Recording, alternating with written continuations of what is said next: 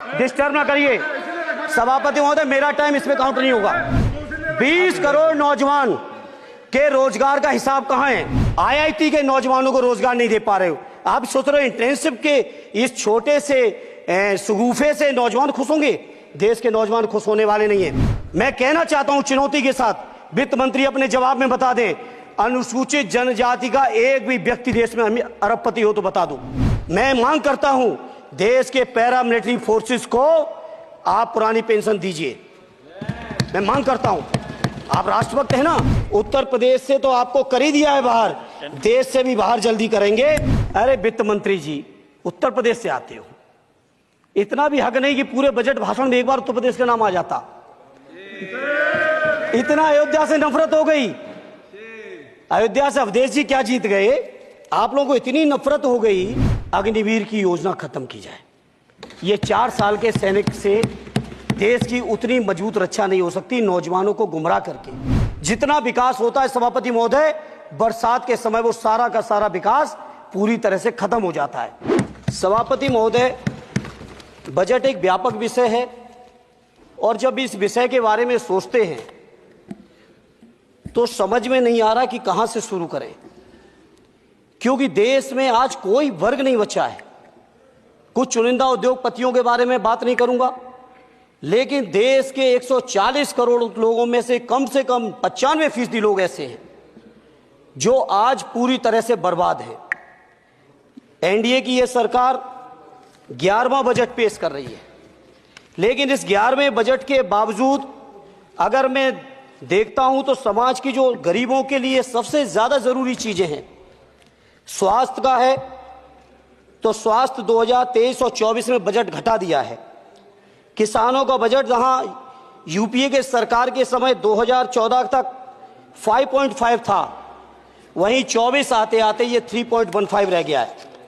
शिक्षा का बजट जहां 2013 में 4.77 था, आज 23-24 आते आते ये 2.5% रह गया है।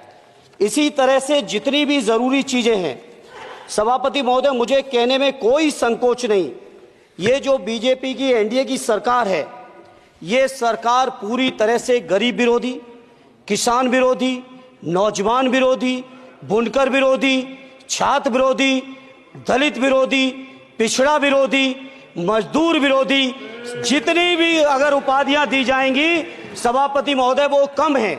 और मैं कोई राजनीतिक भाषण नहीं दे रहा हूं, मैं उदाहरण सहित आपको जब नंबर आए तो बोल देना, और हमें पता है आपका नंबर भी नहीं आएगा आपकी पार्टी में, यह भी पता है हमें। सभापति महोदय, श्रद्धेय नेताजी ने हमेशा कहा है कि चुनाव में या जनता के बीच किया हुआ वादा अगर आप पूरा नहीं करते हैं तो वो भी एक सबसे बड़ा भ्रष्टाचार है। और उस भ्रष्टाचार में अगर किसी ने वर्ल्ड रिकॉर्ड बनाया है तो बीजेपी की और एनडीए की सरकार ने बनाया है। सभापति महोदय, 2014 के चुनाव के समय प्रधानमंत्री जी ने वादे किए कि 2 करोड़ रोजगार हर साल मिलेंगे। स्वामीनाथन जी, जिनको भारत रत्न दिया है सरकार को मैं धन्यवाद देता हूं, लेकिन वो धन्यवाद अधूरा है जब तक उनकी सिफारिशों को नहीं मानते हो। 2007-8 से लगातार मांग चल रही है देश में कि स्वामीनाथन जी की जो सिफारिश है किसानों को 1.5 गुना समर्थन मूल्य देने का, एमएसपी की गारंटी देने का, कानूनी हक और अधिकार देने का, उस गारंटी को आज तक नहीं माना, आज तक नहीं माना, आज तक नहीं माना। स्वामीनाथन जी को आज तक नहीं माना। अध्यक्ष जी, डिस्टर्ब ना करिए सभापति महोदय, मेरा टाइम इसमें काउंट नहीं होगा। आप इधर, अरे यार, बेईमानी से जीता है तो ज्यादा ना बोलो, मालूम है कितने बड़े तीरंदाज हो। इधर बेईमान हो, बेईमान हो, बेईमान हो, बेईमान हो, बेईमान हो। चलो, स्वामीनाथन जी की आपने नहीं मानी, एमएसपी आपने लागू नहीं की। कितनी बढ़िया बातें कि खाद पे हम सब्सिडी बढ़ा रहे हैं, पहले 50 किलो को 45 किलो, फिर 45 किलो को 40 किलो, और मुझे लगता है कि एक तीसरा कार्यकाल पूरे होते होते केवल 10 ही किलो बचेगा खाद के कट्टे में, इससे ज्यादा नहीं बचेगा। मंडी एक नहीं बनाई, आत्महत्या इतनी कर रहे हैं किसान, और किसान अगर अपनी एमएसपी की मांग करते हैं, हजारों किसान यहीं दिल्ली की सीमा पर मारे जाते हैं। और आप सोचते हो कि आपकी बात को कोई समझेगा नहीं। सभापति महोदय, नौजवानों को कितना गुमराह किया गया। नौजवानों से कह दिया गया हर साल 2 करोड़ रोजगार। मैं आज सवाल पूछता हूं अपने नौजवानों की ओर से, बताएं भारतीय जनता पार्टी के लोग, सरकार में बैठे लोग, 10 साल आपने राज कर लिया है, आखिर 20 करोड़ नौजवानों को रोजगार कहां है? अरे छोड़िए यार, अबे कोई नोटिस नहीं लेता तुम्हें, छोड़ो कोई नोटिस नहीं लेगा तुम्हें। 20 करोड़ नौजवान के रोजगार का हिसाब कहां है? आज 11वें बजट में जब याद आई तो वो भी ट्रेनिंग की बात करते हो। मैं कहना चाहता हूं IIM, IIT के नौजवानों को रोजगार नहीं दे पा रहे हो। आप सोच रहे हो इंटर्नशिप के इस छोटे से सुगूफे से नौजवान खुश होंगे? देश के नौजवान खुश होने वाले नहीं है। सभापति महोदय, शिक्षा के मसले पर लगातार बजट घटाया जा रहा है, लगातार सरकारी शिक्षा कम की जा रही है, और ये बीजेपी की सरकार की लगातार प्रयास है कि नौजवान शिक्षित होंगे तो सवाल पूछेंगे। देश की JNU से लेके BHU से लेके MU से लेके जितने बड़े संस्थान हैं, सारे संस्थानों को बर्बाद कर दिया है। एक भी दलित, एक भी पिछड़े, कहीं आपका वाइस चांसलर नहीं है। लगातार जितने भी आपके professor, associate professor, assistant professor की नियुक्तियों में RSS का जब तक कोई फंडामेंटल कोर्स नहीं करेगा, बेसिक कोर्स, तब तक उसकी नियुक्ति नहीं होगी। आप क्या सोच रहे हो देश नहीं देख रहा है नौजवान? UGC का बजट लगातार कम किया जा रहा है।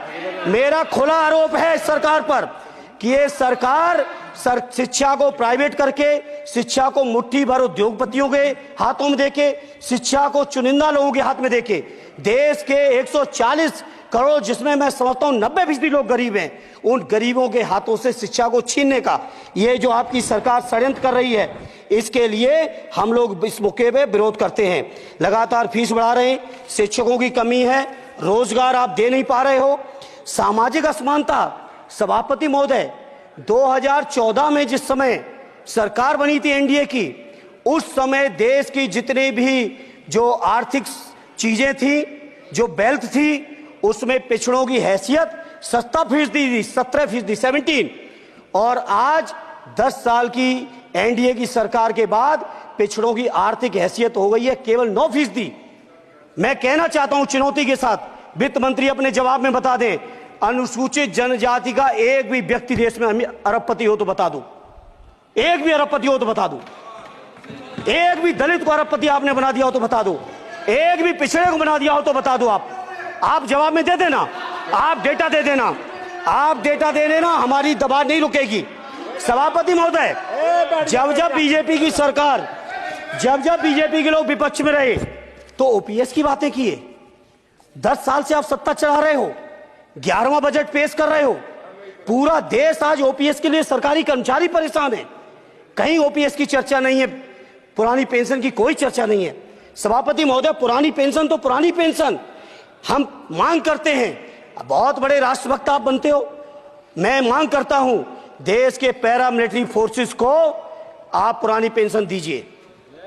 मैं मांग करता हूं, आप राष्ट्रभक्त हैं ना, सीमा में जो सुरक्षा कर रहे हैं, जो शहादत झेल रहे हैं, मेरी मांग है कि आप उनकी OPS दीजिए। वो आप OPS नहीं दे पाओगे। इसी तरह से सभापति महोदय, देश के अंदर बहुत से ऐसे संविदा कर्मचारी, एक से एक बढ़िया फार्मूला, अब कानूनन मंडल आयोग लागू हो गया तो कैसे पिछड़े और दलितों को रोकें? तो संविदा कर्मी की प्राइवेट कंपनी, प्राइवेट आपने आउटसोर्सिंग कर दी। आउटसोर्सिंग के कारण से देश के सारे दलित, सारे पिछड़े, सारे आदिवासी आपकी सेवाओं से बाहर हो गए, उनके पास कोई कानूनी हक नहीं। तो ये जो आरक्षण को खत्म करने के तरह तरह के जो आप लोग षड्यंत्र अपना रहे हो, इस षड्यंत्रों को देश का जनमानस पूरी तरह से जान भी चुका है, पहचान भी चुका है, और इसीलिए उत्तर प्रदेश से तो आपको कर ही दिया है बाहर, देश से भी बाहर जल्दी करेंगे, और हमारे साथी मिलकर दूसरे प्रांतों से भी बाहर करेंगे। इसी तरह सभापति महोदय, हम मांग करते हैं, आप सोचिए, उत्तर प्रदेश अकेले के अंदर, देश के हालात मुझे नहीं पता और बदतर होंगे, अकेले उत्तर प्रदेश में 1000 से ज्यादा शिक्षा मित्र आत्महत्या कर चुके। सभापति महोदय, कोई सरकार के कान पे जू नहीं रेंग रही है, किसान आत्महत्या कर रहे हैं, इन्हें कोई मतलब नहीं, अनुदेशकों को तनख्वाह नहीं मिल रही है समय से, कोई मतलब नहीं, आंगनबाड़ी महिलाएं परेशान हैं, इनको कोई मतलब नहीं। सभापति महोदय, आपकी आशा बहुएं, आपकी ये रसोईया महिलाएं, आपकी आंगनवाड़ी, पंचायत सहायक, रोजगार सेवक, मैं समझता हूं सभापति महोदय यहां बैठे हर सदस्य के पास इनके क्षेत्रों का ये डेलीगेशन जरूर मिलता होगा और मांग करता होगा कि कम से कम हमारा मानदेय बढ़ाया जाए, हमें स्थायी किया जाए। सभापति महोदय, इसके लिए सभापति महोदय मेरी पार्टी के किसी भी मेंबर से हम नंबर कम कर लेंगे, टाइम, मेरा टाइम बढ़ा दीजिए, बढ़ा दीजिए, कोई भी मेंबर हमारे लिए दे देंगे टाइम, हम लोग। इसलिए सभापति महोदय इन सभी समस्याओं के लिए मैं आपसे कहना चाहता हूं कि इनका समाधान करिए, और नहीं समाधान करेंगे तो अभी तो बैसाखी पे बन गए, बिहार और आंध्रा को पैकेज देखे फिर देश में कितने राज्यों को पैकेज दे पाओगे। अरे वित्त मंत्री जी, उत्तर प्रदेश से आते हो, इतना भी हक नहीं कि पूरे बजट भाषण में एक बार उत्तर प्रदेश का नाम आ जाता। इतना अयोध्या से नफरत हो गई, अयोध्या से अवधेश जी क्या जीत गए, आप लोगों को इतनी नफरत हो गई कि एक भी उत्तर प्रदेश का एक बार भी नाम नहीं आया। सभापति महोदय, इसे मैं आज इस मौके पर सभापति महोदय देश के गरीबों, किसानों, नौजवानों, व्यापारियों, बुनकरों सभी की ओर से कहना चाहता हूं, ये बजट देश विरोधी बजट है। कुछ समस्याओं के लिए सभापति महोदय संवेदनशीलता के साथ मैं कहूंगा सरकार को विचार करना चाहिए। श्रद्धेय नेताजी जब रक्षा मंत्री थे, उन्होंने व्यवस्था दी थी कि देश के अंदर जो भी सैनिक शहीद हुए हैं उनको ससम्मान उनके घरों पे जाके राष्ट्रीय सम्मान के साथ उनकी अंत्येष्टि हो।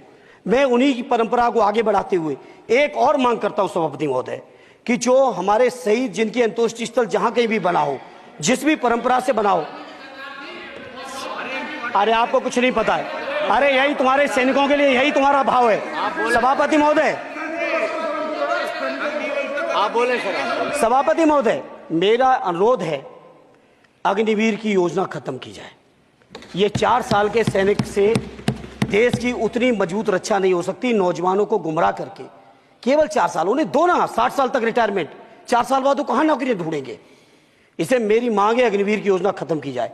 साथ ही साथ मेरी एक मांग और है कि जो शहीदों की शहादत स्थल है उसको शहीद स्थल के तौर पर डेवलप करने के लिए केंद्र सरकार को अतिरिक्त बजट देना चाहिए। मैं नहीं समझता हूं इसमें किसी को कोई दिक्कत होनी चाहिए। इसी तरह सभापति महोदय, बातें बहुत लंबी लंबी की जाती हैं, थोड़ा सा मैं अपने क्षेत्र के बारे में कहूंगा। आदरणीय हमारे नेता माननीय राममूर्ति वर्मा जी ने भी कहा है, माननीय लालजी वर्मा जी ने भी, जो बाढ़ की समस्या है, जो समस्या बिहार में है नेपाल से पानी छोड़ने की, वही समस्या उत्तर प्रदेश की भी है। और विशेषकर पूर्वी उत्तर प्रदेश में अगर आप चलिए तो खीरी से शुरू करेंगे, पीलीभीत, खीरी से लेके पूरा आप चले जाइए और एकदम कुशीनगर बॉर्डर तक, बिहार बॉर्डर तक पूरी की पूरी समस्या है। घाघरा जब आती है तो मैं समझता हूं इन जिलों के लाखों लोगों को तहस नहस करके चली जाती है। जितना विकास होता है सभापति महोदय, बरसात के समय वो सारा का सारा विकास पूरी तरह से खत्म हो जाता है। इसलिए मेरी मांग है केंद्र की सरकार से कि बजट आप पास कर रहे हो तो कम से कम उत्तर प्रदेश से इतनी नफरत ना करो। 2 बार तो उत्तर प्रदेश की दम पे ही बैठे थे, और तब भी ये वित्त मंत्री जी हंस रहे हैं, इनके यहां भी आता है बाढ़ तो जाती होगी, महाराज बसता तो नहीं होगा, कुशीनगर बसता नहीं होगा, आपका मऊ बसता नहीं है, आजमगढ़ बसता नहीं, अंबेडकर नगर बसता नहीं, बहराइच बसता नहीं, खीरी बसता नहीं, श्रावस्ती बसता नहीं, पीलीभीत बसता नहीं, बलिया बसता नहीं है, कुशीनगर बसता नहीं है, गोरखपुर बसता नहीं है। इतने जिले तो हमारे उत्तर प्रदेश के प्रभावित हैं। तो बिहार की तरह से एक विशेष पैकेज हमारे उत्तर प्रदेश के लिए भी दे दो। कम से कम इतना तो कहने की हिम्मत रखो, केवल चीखने के लिए बैठे हैं सबके सब। सभापति महोदय, दूसरा एक मैं बात, हमसे पूर्व जो सांसद रहे हमारे आजमगढ़ के, बड़ी लंबी लंबी बातें की, गोरखपुर से आजमगढ़ होते हुए बनारस तक का हमने रेलवे लाइन स्वीकृत करा दिया। सभापति महोदय, मैंने जब पता किया अधिकारियों से तो सच्चाई ये है कि अभी उस पर एक भी पैसे का बजट का आवंटन नहीं है, नहीं है बजट का आवंटन।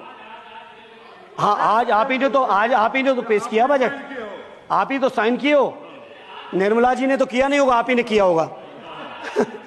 तो सभापति महोदय, उस पर बजट भी आए, उस पर बजट भी आना चाहिए।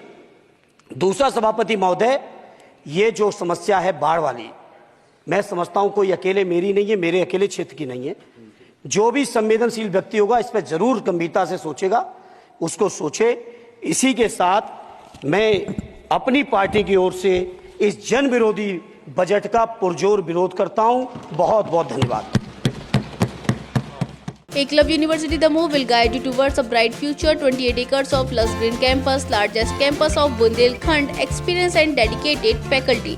50 future-ready courses taught in 12 different schools, separate courts and ground for sport, fully equipped lab and workshop, safe and fully equipped separate hostel for girls.